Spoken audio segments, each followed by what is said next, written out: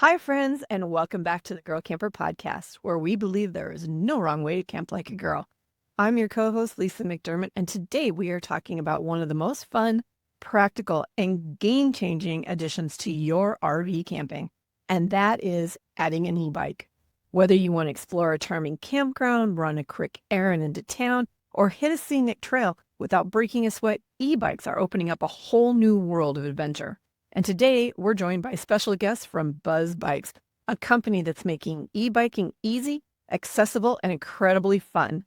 So settle in. We're diving into how e-bikes can elevate your outdoor lifestyle.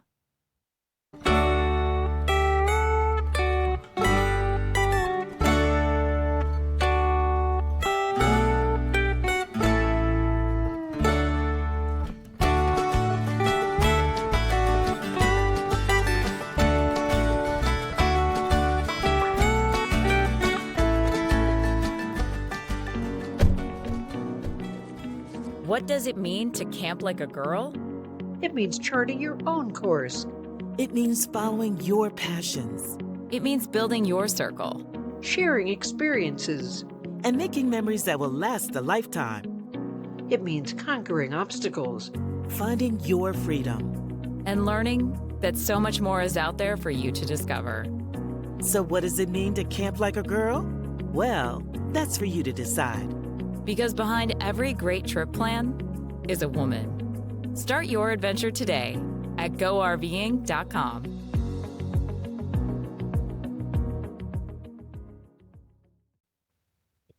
Hey, welcome back, everyone, to the Go Camper Podcast. And thank you, Go RVing, for sponsoring today's podcast. We really appreciate you. But I am so excited to have on today's show Cameron Hahn and Hannah Woolery from Buzz Bikes, because this month is National Bike Month, and what a perfect pair of guests to have on than these two to talk to us about how e-bikes elevate the camping experience. So welcome, guys, to the Girl Camper Podcast.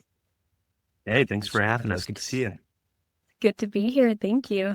Oh, we appreciate it. You guys did a podcast. Well, Cameron, you did a podcast with me last year on things to think about when you're thinking about buying an e-bike. So for anybody who is in the market for an e-bike, go back, listen to that one. But if you're thinking, why should I get an e-bike? Today's podcast is for you. So first off, tell us a little bit about Buzz Bikes and what makes your e-bikes unique out in the market. Yeah, so Buzz, we're all about empowering everyday people, anyone and everyone, to enjoy that sense of freedom that we all experienced as a kid riding our first bike without training wheels. That's really our goal is giving whoever the chance to experience that. We're a Dayton, Ohio based e-bike brand. We're backed by Huffy's 130-year cycling heritage. And that's really our key difference. We're not a tech startup e-bike brand. We're a bicycle company. The whole team is filled with bicycle enthusiasts who have been riding their whole lives, who are, can leverage that Huffy experience and all of our history there, leverage their own experience as riders. And we come at designing our e-bikes from that angle. The team really knows what makes a comfortable, reliable bicycle. So they really design the bike and then add the electrical components. And they do such a great job of integrating all of that into one awesome package. I'd say that's our biggest differentiator. It's subtle differences in the way they design the frame, different features and components that they know that make cycling easier. And then we add the motor and the battery to that, and it just makes for a seamless, easy, approachable ride. Well, I think that is such an important point that you just made, that you are a part of the Huffy family, and everybody knows Huffy bikes. They have been around forever. And there's a lot of e-bike companies that have come and gone. And that's a big deal that you are there. You can stand behind the product. You can service the product. So I think that's a huge consideration that people need to think about when they're in the market for an e-bike. Sure, you might be able to get a cheaper e-bike somewhere, But is it worth it when in a few months that computer on the e-bike stops working and that company is no longer around? So Yeah, yeah, it's something we see a lot. It's exciting. I mean, it's awesome that it's a new industry or a new, market in this country relatively, and it's gaining a lot of popularity. But that is a concern as these companies, taking advantage of that, jumping out and then disappearing. We get a lot of customers calling to see if our components will work with these older models. Some cases they do, in some cases they don't. But spot on, Lisa. Buzz isn't going anywhere anytime soon. So, Hannah, let's talk about camping and RVing and e-bikes. Why do you think e-bikes are becoming so popular among campers and RVers? I know my personal thought on that because I love my Buzz bike. I have the Centris, that's the folding model. It's easy to take with me. And I pretty much always take it with me everywhere I go camping. So, but Hannah, tell us about what you're seeing as a marketing specialist in e-bikes. What other campers and RVers, why they like having an e-bike with them. Yeah, so absolutely. We at Buzz, we go around to a lot of events, a lot of RV shows. And so we've gotten the opportunity to really get feedback and some customer experience, like on a firsthand basis, which is really, really cool.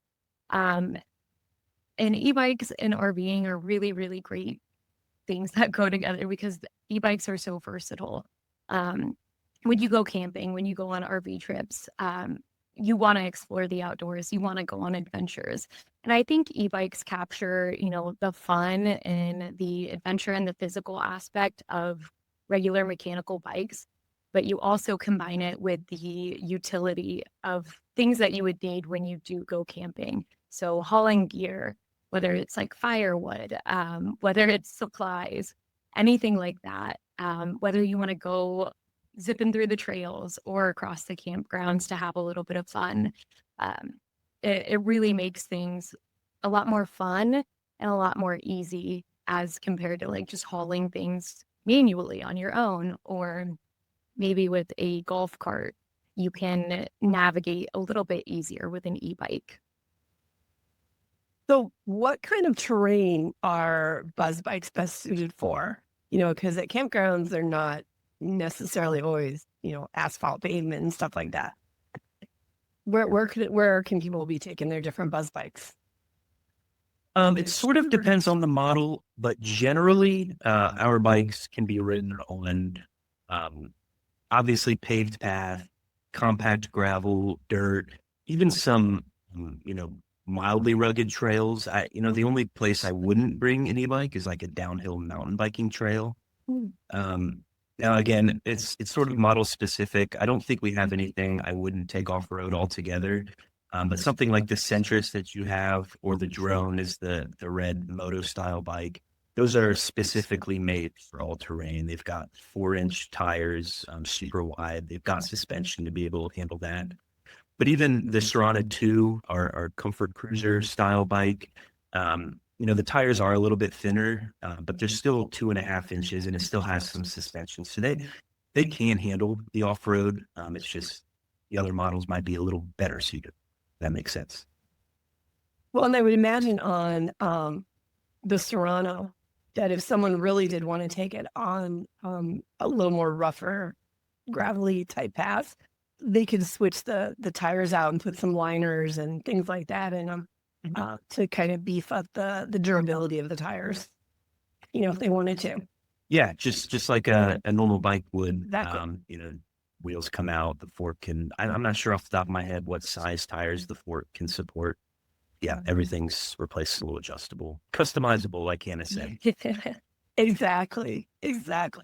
So how far can someone expect to go in an e-bike? Like, if they've got it, and how far can they go before they have to actually recharge it?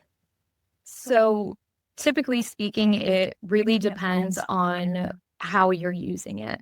So if you're using a lot of throttle, if you're going up a lot of hills, or if you're just pedaling like good old fashioned. But generally, we like to say anywhere from like 20 to 40 miles per hour, or not per hour, but anywhere from a 20 to 40-mile range is how far it'll go on a Buzz bike in a single charge. And then typically, if you're charging it from empty, it can take anywhere from 4 to 6 hours to charge it. And one thing I really like about the Buzz batteries is that they're removable. So you don't have to plug your entire bike into an outlet. You just take the battery out, and it really, really helps. Right, right. And I suppose if you were planning to go somewhere on a fairly longer distance, like, or maybe you were going to go do that 40 miles and you just weren't sure, you could always pick up a second battery.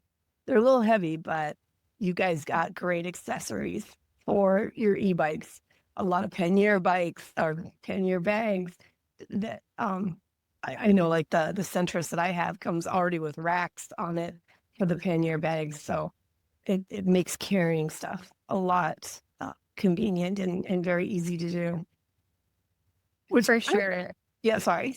Now you're good. I was just gonna say, I'm like leading everything into the next topic, which is the practical use of bikes in the RV thing, and having an e-bike that has all these bags on it. You talked about like carrying firewood and stuff, but I mean, how easy it is then to use that bike to maybe run into town if town is close enough, to pick up some groceries or the camp store, or run down to the shower house. You've got nice bags, that kind of stuff that can haul all anything that anybody would ever really, really, really need. Yeah, that's really the idea. We want to reduce every barrier we can think of for RVers, certainly, but any rider we want to reduce any barrier for them to get out and use their bike. So yeah, you mentioned all of our bikes come with integrated front and rear racks. We have a whole line of accessories, depending on what you need them for. The dual-sided pannier bags, I think, is the one that you mentioned. That's my favorite. It's a nice little, it fits right on top of the rear rack, and it's a nice little cubby there. Fits a battery perfectly. But then when you need the extra storage, the dual-sided panniers fold out. All kinds of stuff for whatever. Even bungee cords for the firewood. My father literally does that. I can probably send you a picture. Yeah, that's what we're all about.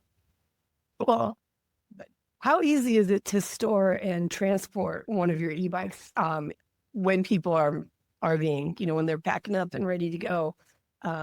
Mine is a foldable one, so I find it fairly easy. I can stick it in the back seat of my car if I want to, but talk about some other ways that people, move their bikes around. So obviously the folding one's great to be able to stick anywhere under a bay in the RV, inside the RV, your car, your truck bed. The other models are able to be put on a bike rack just like a normal bike. The important things to look for are the weight that your bike rack is rated for. E-bikes typically are a little bit heavier. And then if you do have a model with wider tires, you want to make sure that it'll fit on the tread that the bike rack has. We actually recommend, we're not a partner with them or anything, but Hollywood Bike Racks. They make a line of racks specific for e-bikes. They're super easy to set up. They actually have ramps that come down, and so you can wheel the bike right up. Those are really great. And then we also see a lot of our customers just have like I don't even know what you call it. It's a hitch, but it's just a flat space, with a little railing on it. They'll put their bikes up there, ratchet strap them down, put a cover on them, and go. Cool. I love hearing about the racks with the ramps, because e-bikes are heavy, and our girl campers were a little bit older. Not that we're not strong and mighty, but it is nice to have a little bit of assistance, and having that ramp makes that a lot easier. And I think that's great. I do advocate, though, that people not put their e-bikes on the back of a camper. A lot of campers are not made for that weight back there where the spare tire is. It's in their axles and all that the bike rack's attached to are just not made for that. And if you think about the G-forces that are happening at the back of a camper when someone's driving down the highway, they're quite substantial. And the last thing you want to see is your very nice e-bike go flying off somewhere. So find somewhere else to put your e-bike, whether it's inside your camper, maybe it's on the tongue of your, camper, or if you're not pulling a camper at all, maybe you're a tent camper or a car camper or cabin stayer, then have a proper e-bike rack on the back of your car. There are racks too that will fit on the front of your car. I think those are great options also. I know someone who they put their e-bike and theirs is folding also. They got a big plastic bin and the bike folded up fits perfect in their bin, and they're able to shove that in the back of their truck and then easily pull it back out, as opposed to just, the bike. And I thought that was really a smart way to transport your e-bike. Yeah, that's really funny. We've had a lot of people tell us that's how they do it too with the folding bike. It's like a Rubbermaid tub. Yes. That's pretty cool. Yep. Pretty cool. What are some features that you think campers and RVers should look for when they are picking out an e-bike? You really can't go wrong with the folding frame. Now, a big drawback, especially if space is an issue, right?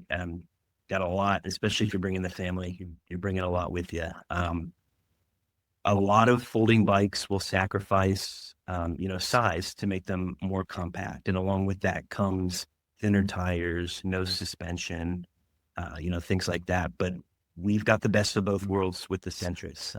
It's got everything you need for a versatile ride. And it folds up to, I think it's like a 34 by 34-ish. Like you said, it fits right in the tub. Highly recommend a folding bike. If not, or, other features to look for, removable batteries, like Hannah mentioned, are always great. You want to be able to store your battery inside if you are towing the bike in the back of your truck or outside somewhere. It also makes it a lot easier to bring it inside the camper to charge. Racks, space to, haul your gear along with you is always something to look for. And a class system too. I think we'll probably get into this later, so I won't dwell on it too much, but you want to make sure e-bike's legal, right? And so there's 3 classes of e-bikes. Class 1 and 2 maxes out at 20 miles an hour. Generally, those are allowed in most places. A normal bike is allowed. Yeah, we're definitely going to circle back to that because that's a huge issue that's happening right now here in South Dakota. So, but before we dive into that, Hannah, let's talk about charging e-bikes. We had talked about, how long it takes to recharge a battery and being able to take the batteries inside your camper. But what if you are camping off grid and your camper isn't plugged into anything, or you are a tent camper or something like that? Can the batteries be charged with solar or generator setups, do you think? They do have that capability. Cam, I know you had the specifics on this. We talked a little bit about this earlier. It has to have a certain certification or power. They need 54 volts to charge. So most generators have plenty of power there. You shouldn't have any concerns. You would need a pretty beefy solar setup to get to 54 volts. And they do also sell, and I'm no engineer, I'm not recommending anything here, but I have seen there's like an additional controller you can buy that can boost that voltage. So I know, at least the solution exists. Summarize, generators are great. Solar panel, you may want to do a little bit of research. That makes total sense. I'm currently camping in a New Camp 360 CS that New Camp loaned me, and they've decked it out with full solar and lithium batteries. And one of the reasons they did that was so that I had a lot of recharging capabilities for camera equipment and stuff. But I will definitely test out recharging my Centris e-bike when I'm off grid to see how that works. But I bet it's going to do just fine. Be curious to know how that goes. I'll let you know. So what are some of the most fun and surprising places that you've seen people take their buzz bikes? So my favorite story, I think, about a buzz bike is from one of our buzz ambassadors. Her name's Angie, and her husband, Mike, and her went to, I believe it was Theodore Roosevelt National Park. Oh, And up in North Dakota. Yeah. mhm, yeah, We're going there and this summer. Yeah. cool, exciting. Perfect for riding an e-bike around, and that's what they were doing. They were just getting a couple miles in on their buzz bikes. I believe Angie was on a buzz drone, which is really, really great for cruising and just hitting that throttle. And it turns out it was the perfect bike for that day because she hits a corner and right there is a buffalo. Mhm. And so she was like, I was so relieved that I had a bike with a throttle so I could just zoom right on land. Far enough away that, safety wasn't a real issue. But I mean, how cool was that to get that close to nature, but also to be able to be like, I'm out at the same time. Oh, that's funny. Now, it's Mike and Angie, right? Mhm. Is he the race car driver? He is. I love them for your one of your spokesmen. I mean, I love NASCAR and racing and stuff like that. And I think when I first started working with you guys, that was something you were talking about, how people take their e-bikes to the racetrack. And that was not something I had ever really thought about. But if anybody's gone to a NASCAR race, typically these tracks are huge. And the party that's going on at them is quite something. So, I mean, that's a whole other aspect of where e-bikes come in really handy and are a lot of fun, is if you are at festivals or, you know, tailgating, at big areas or things like that. They can be really fun to get you from one place to another, especially if for some reason you get parked way out in the boonies and the event is, a long way away and you've got somewhere closer to the event location that you can chain up and keep your bike safe. What a great thing to have with you. Yeah, absolutely. That's been a big area of focus for us. Absolutely. We work with a lot of drivers within motorsports, but you're right. Any outdoor event like that, they're a game changer. Being able to get around, get to the stands, get back to your camp, your car, bathrooms, just like camping. It Yeah. lets you experience more, do more, elevates the experience. Mm-hmm. Definitely. So let's talk about safety and regulation. We were starting to touch on that one. Well, what are some safety tips you'd recommend for riding in and around a campground or on trails when you're on an e-bike? Well, of course, always wear a helmet. Yeah. Number one. Other than that, again, so our e-bikes have a max speed of 20 miles an hour. That's not much faster than like a really fast road cyclist is going to ride on a normal bike. So, you see, do what you feel comfortable with, but you may see people with, gloves on their hands. I mean, even so far as like knee pads or shin pads or whatever. We don't think that's all necessary. It's really just being aware of your surroundings, just like on a normal bike. If you're on the street, hug the shoulder, know your signs. If you're on a trail, just being cautious of where you're at. Bicycling in general should be fun. Yeah. And adding to that, I think staying visible as well. If you're on a darker bike, wear reflective clothing. You could also turn on some more safety features. We have lights in the front and the rear of all buzz bikes. So that's another great feature to have when you're riding, maybe at dusk or at dawn. If you want to go watch the sunrise or sunset or getting back to your campground at night, it's a really great option to have. That's a great point, Hannah. The clothing, I mean, it drives me nuts when you see people dressed in black, at night, like crossing a street that has no, that's an uncontrolled intersection. Same with riding a bike, oh my God, I can't see you. Please wear something reflective or, yeah. Mm-hmm.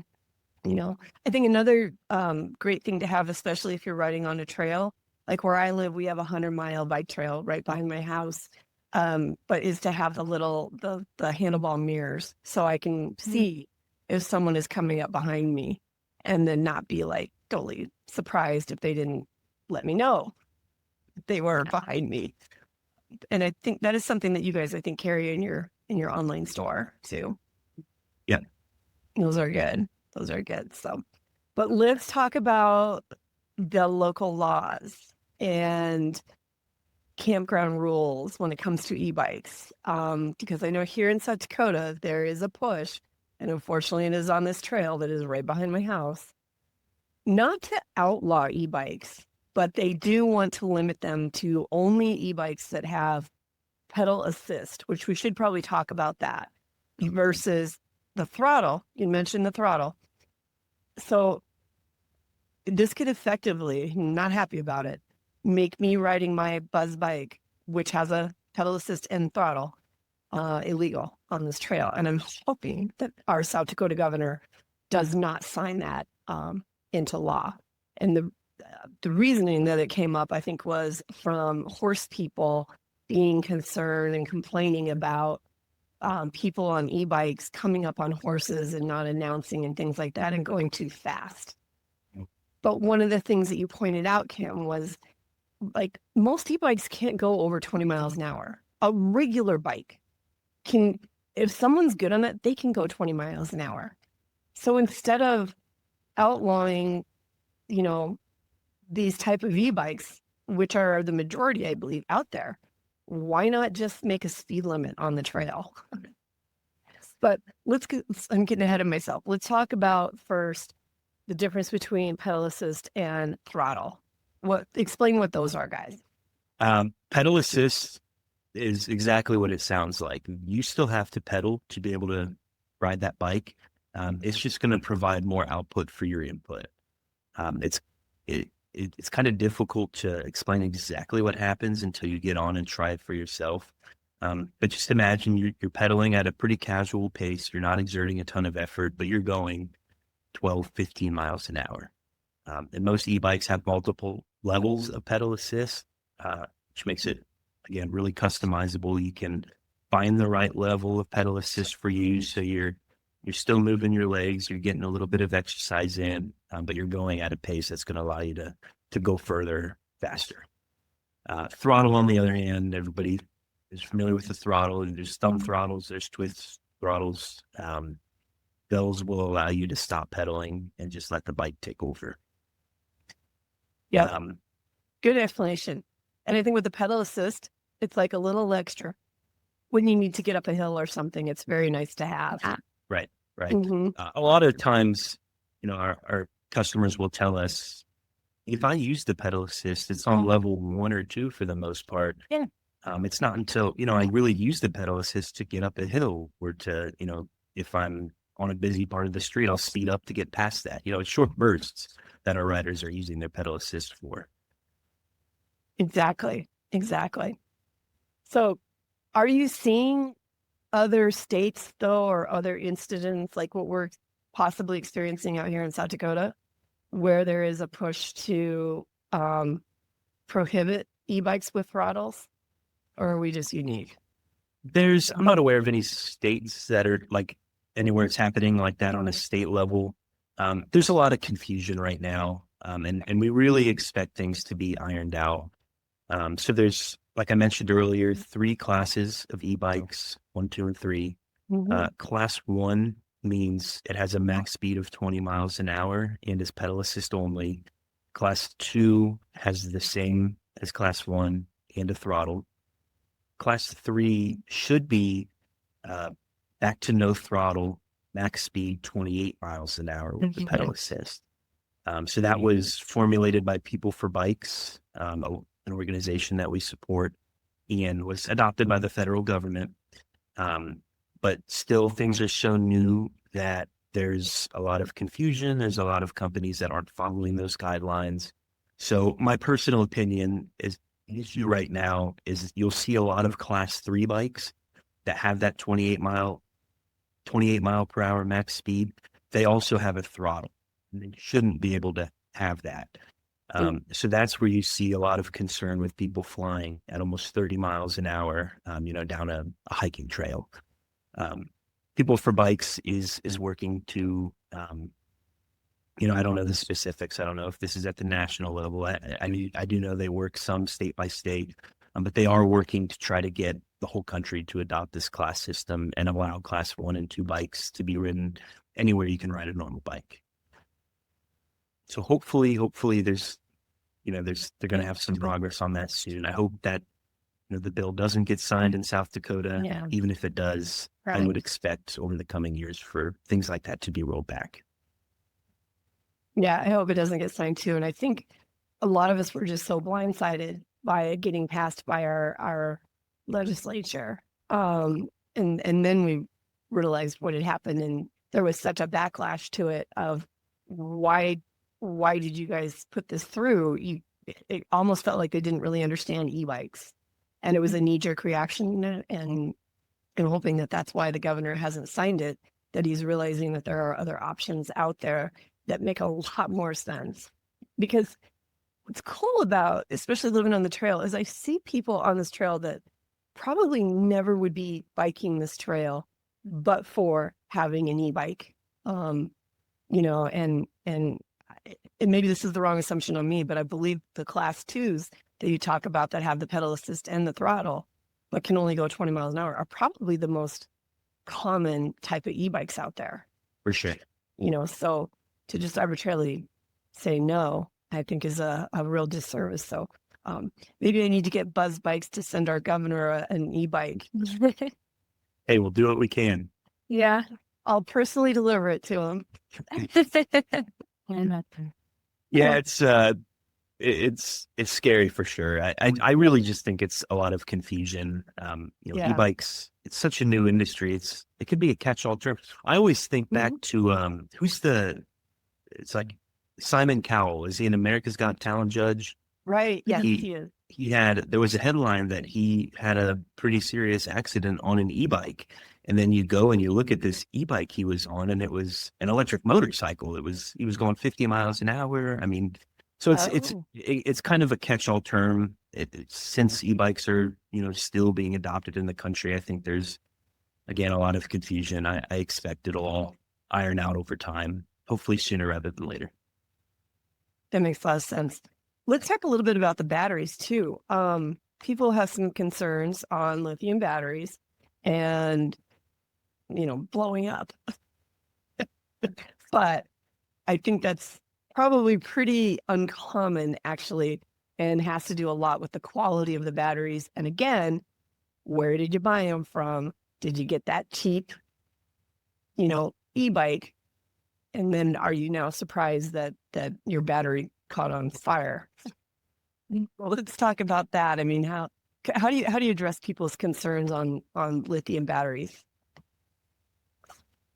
I think at Buzz, it's all about being transparent about the situation. It's another unfortunate symptom of a rising market in the country where, these, I'll just say, no-name brands are coming from overseas and pumping cheap product into the market because there's an opportunity.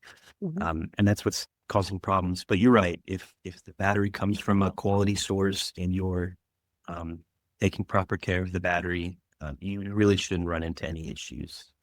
So we tell people, yes, there's always a risk, but our e-bikes, since day one of Buzz's inception, we have tested to, it's called the UL 2849 standard. So UL is Underwriters Limited. It's a safety body like the CPSC sort of. But that's sort of become the highest standard for e-bike and e-bike battery certification. So we've tested to that standard since the beginning. We've taken it one step further recently. All of our e-bikes are not only tested to the standard, but they are certified to the standard. It's all semantics. It's the same tests. Now with the certification, we just have our own factories and warehouses checked out too to make sure everything's safe. So it's a huge priority for us. The other part is educating the customer. Things like keeping your battery in a temperature controlled environment, using the charger that came with it, everything that goes into that. There's no hiding the fact that this is a problem. We just want to be straight up with our customers, show them steps we've taken to mitigate this and give them the tools they need to mitigate it themselves. Yeah. And to add to Cam's point of just, take care of the battery. to mitigate any risk and stay educated on the matter. But there's also other things that you could do as well, like a fireproof bag. Going back to Mike and Angie Skinner, that's something that they've done to help mitigate any risk when they're traveling. They just take a bag, fireproof, and store the battery outside of the bike in that bag. So I didn't even know something like that existed. Yeah. Oh, I'm gonna have to look for that. I wish I could think of a specific brand name that we could provide, but there's plenty out there. Do your research, and there's definitely other ways to kind of give yourself more peace of mind when it comes to getting an e-bike and storing the battery. That's a great idea. Hey, hint, hint. Maybe there's a new accessory for your store. Love that idea. So, guys, if someone is new to e-bikes, besides listening to our podcast from last year, what is the best way for someone to get started with an e-bike? So I think there's lots of different ways that you could go about it. If you have a friend or with somebody with an e-bike, I think that's, the best way to get started is just asking like, hey, can I borrow this? Maybe give it a whirl, because you truly don't understand an e-bike until you give it a try. And I was one of those people to where I didn't realize how fun it could be and the utility of it until I got on one, and it was like, oh my gosh, the things I could do with this bike and the fun that I could have with this bike. And we have another ambassador, her dad, he had been in a car accident and he wanted to get active again, but he's 77 years old and he really, really needed a different route to wellness, essentially. And so he asked his daughter if he could maybe try her e-bike. And at 77, he fell in love with it, and he goes biking 7.5 miles a day, which is unheard of. So I think that that's a really great way that people have introduced themselves to e-biking. I think another way is getting out to bike shops, local bike shops, check in with them, call them, see if they have any e-bikes that you could give a test ride.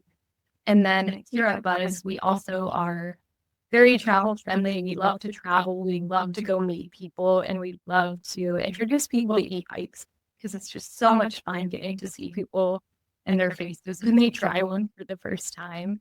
And so check in, see if there's any local events near you, and stay tuned to the Buzz social channels. I'm always posting if we are traveling, if we're going to events where we will be providing test rides for people. Fantastic. I know you guys did an event with our Girl Camper Ohio group last fall, and that was really fun. Our gals loved that, and I hope you guys will do it again this year with us. So, yeah, great idea. That was a lot of fun. We will definitely be meeting up with them again. So where can our listeners or our viewers learn more about Buzz Bikes? So first, you can head to our website, buzzbicycles.com. We're direct to consumers, so unfortunately, that's, the main way of communicating with everybody. But you can also check us out on socials at Buzz Bicycles on Facebook, Instagram, X. We're on TikTok as well, if you have that. You will get me if you send us a message. So stop by, say hi, follow along for more information. And then you can also go on your website, Buzz Bicycles, to find a store locator near you, see if they maybe have dealt with Buzz Bicycles before.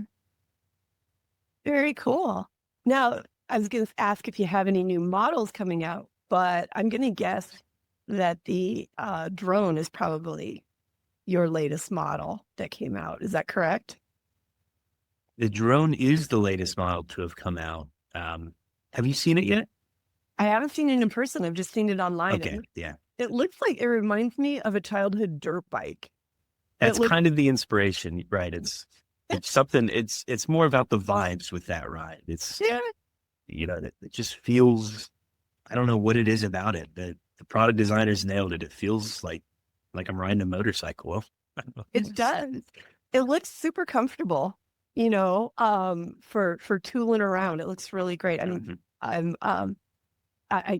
it looks really, really fun. Do you have any others that are in the works, or or the little too far out to really talk about? We've got, I can't give away too much, Lisa, but I will say, so we do have an all-terrain, like anything you want to do adventure bike coming. It is super cool. It's the prototype sitting right down the hall. I stare at it every time I walk by. It's going to be the real deal for hunters, fishers, bike packing, all that fun stuff. And then we do have some really exciting upgrades coming for our whole current line. So it'll, be the next generation. A little too early to start talking about that, but also really excited about how those will help people integrate e-bikes into their everyday life. Oh, how cool. I cannot wait to see all that, to see the bike that you're mentioning. Oh my God. I'm sorry. I'm envisioning a new bike in my future. So if you had to sum it up, in one sentence, why should every girl camper have an e-bike? Ooh, I would say freedom, fun, and accessibility for any adventure. Any special offers for girl campers who are listening or watching today for them to get a buzz bike? We always have promo code GIRLCAMPER20, good for 20% off anything on the website. Fantastic. I love it. You guys are so great. I love having you on. Thank you so much. And everybody, you know what? Get out. Go for a bike ride this month. It's National Bike Month. Enjoy it. And if you're interested in the market to have a buzz bike, go check these guys out. Thanks, Cameron. Thanks, Hannah. What a fun conversation. And a big thanks to Hannah and Cameron from Buzz Bikes for joining us today and showing us how e-bikes can make every camping trip a little more fun and a lot more adventurous. And here's the exciting news. We're giving away a Buzz e-bike now through June 1st. That's right. One lucky girl camper is going to ride away with their very own Buzz electric bike. Now to enter, you just want to go over to our website, girlcamper.com, and look for the little giveaway tab that's right on the homepage. Click on it and you can get entered. And while you're there, be sure to check out all the incredible events that we have scheduled across the country. Whether you're new to camping, a seasoned camper, there's something there for everyone. You'll need to be a Girl Camper member to attend. So if you haven't joined yet, now is the perfect time. Thanks so much for listening or watching today. And be sure to subscribe, leave us a review, and share this episode with your fellow campers. Until next time, keep exploring, keep riding, and remember, there is no wrong way to camp like a girl.